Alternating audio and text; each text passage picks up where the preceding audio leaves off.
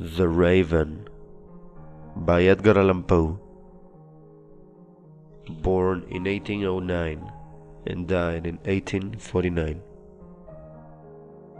Once upon a midnight dreary, while I pondered weak and weary over many a quaint and curious volume of forgotten lore, while I nodded, nearly napping, suddenly there came a tapping, as of someone gently rapping at my chamber door. "'Tis some visitor," I muttered, "tapping at my chamber door. Only this, and nothing more."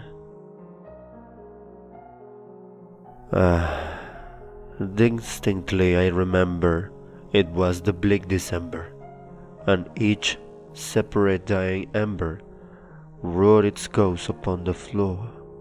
Eagerly I wished the morrow. Vainly I had sought to borrow from my books surcease of sorrow, sorrow for the lost Lenore, for the rare and radiant maiden whom the angels name Lenore, nameless here forevermore. And the silken, sad, uncertain rustling of each purple curtain thrilled me, filled me with fantastic terrors never felt before. So that now, to still the beating of my heart, I stood repeating, "'Tis some visitor entreating entrance at my chamber door. Some late visitor entreating entrance at my chamber door. This it is, and nothing more." Presently my soul grew stronger, hesitating then no longer. "Sir," said I, "or madam, truly your forgiveness I implore, but the fact is I was napping. So gently you came rapping, and so faintly you came tapping at my chamber door, that I scarce was sure I heard you." Here I opened wide the door. Darkness there, and nothing more. Deep into that darkness peering, long I stood there wondering, fearing, doubting, dreaming dreams no mortal ever dared to dream before. But the silence was unbroken, and the stillness gave no token, and the only word there spoken was the whispered word, "Lenore. Lenore." This I whispered, and an echo murmured back that word, "Lenore." Merely this and nothing more.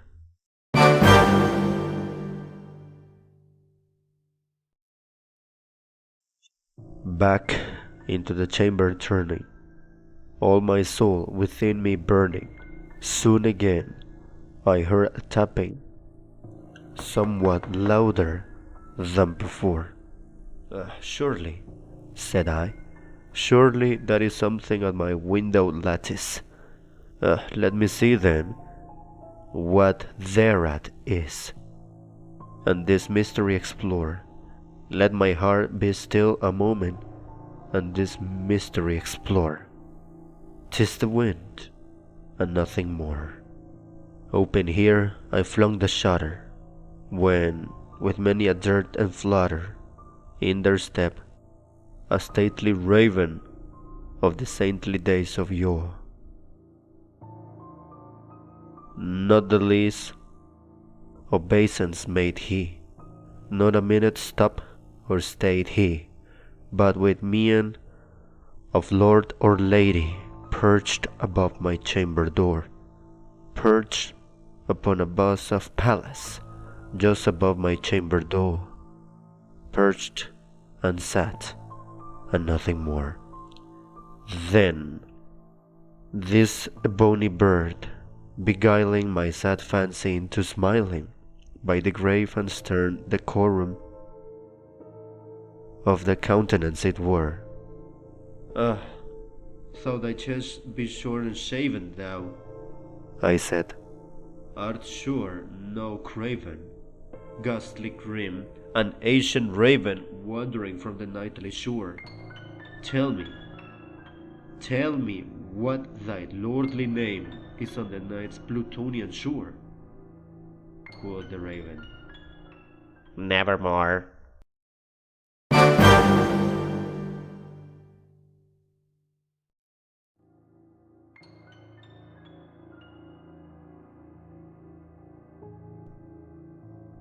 Much I marvelled, this ungainly fowl, to hear discourse so plainly, though its answer little meaning, little relevancy bore. For we cannot help agreeing that no living human being ever yet was blessed with seeing bird above his chamber door, bird or beast upon the sculptured bust above his chamber door, with such name as Nevermore.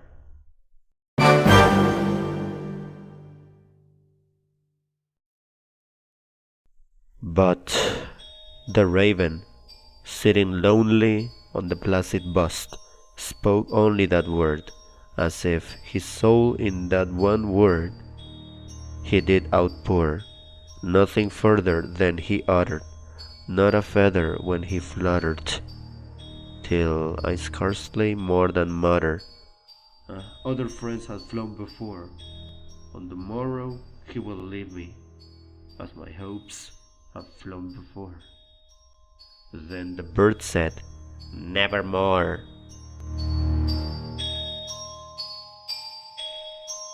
Startled at the stillness broken by reply so aptly spoken, Doubtless? Ah, said I, what it utters is its only stock and store, and caught from some unhappy master, whom unmercifully disaster followed fast, and followed faster, till his own one burden bore, till the dirges of his hope that melancholy burden bore, of nevermore. But the raven, still beguiling my sad fancy into smiling, straight I wheeled a cushioned seat in front of bird, and bust, and door. Then, upon the velvet sinking, I betook myself to linking fancy unto fancy, thinking what this ominous bird of yore, what this grim, ungainly, ghastly, gaunt, and ominous bird of yore meant in croaking, Nevermore. This I sat, engaged in guessing, but no syllables pressing, to the fowl whose fiery eyes now burn into my bosom's core. This and more I sat divining, with my head at ease reclining on the cushion's velvet lining that the lamp light gloated o'er, but whose velvet violet lining with the lamp light gloating over she shall press, nevermore. Then methought the air grew denser, perfume from an unseen censer, swung by seraphim, whose footfalls twinkle on the tufted floor. Wretch! I cried, thy God had lent thee, by angels he had sent thee, respite and nepenthe, from thy memories of Lenore. Quaff, quaff this kind nepenthe, and forget this lost Lenore. Quoth the raven, Nevermore.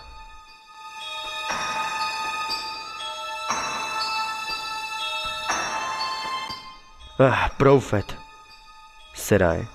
Thing of evil, prophet still, if bird or devil, whatever tempter sent, or whether tempest tossed thee here ashore, desolate yet all daunted, on this desert land enchanted, on this home by horror haunted, tell me truly, I implore, is there balm in Gilead? Gilead, Gilead. Tell me, I implore. Quoth the raven, nevermore. Prophet, prophet, said I, thing of evil, prophet still, if bird or devil, by that haven that bends above us, by that God we both adore, tell this soul, with sorrow laden, if within the distant Aden, it shall clasp a sainted maiden, whom the angels name Lenore. Clasp a rare and radiant maiden, whom the angels name Lenore. Quoth the raven, nevermore.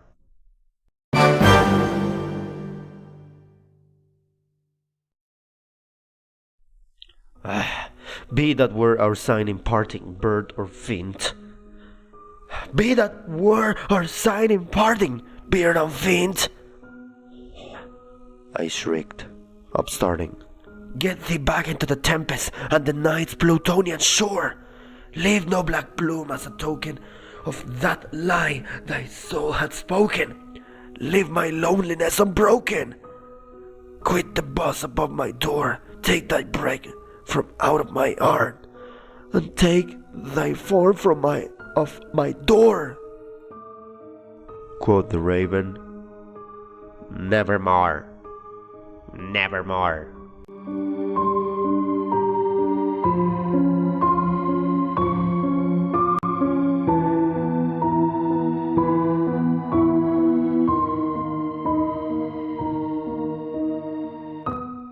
And the raven, never lifting, still is sitting